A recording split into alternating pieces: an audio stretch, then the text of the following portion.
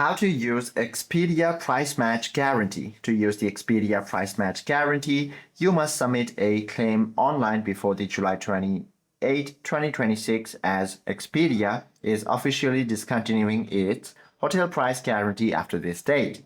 So, you have to first of all verify the eligibility requirements.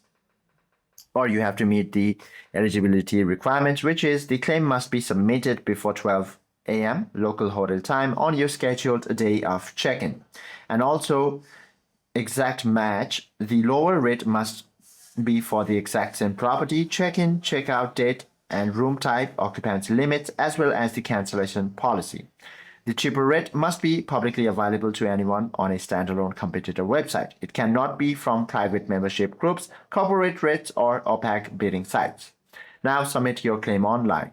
First of all, launch any web browser of your choice, then head to the One Key Rewards website within the Expedia. From here, navigate directly to the official Expedia Price Guarantee claim page, then provide your Expedia itinerary number and upload your screenshot documentation, and you should be able to receive your reimbursement. Hope this video helps you out a lot. If you have any questions or queries, do comment down below.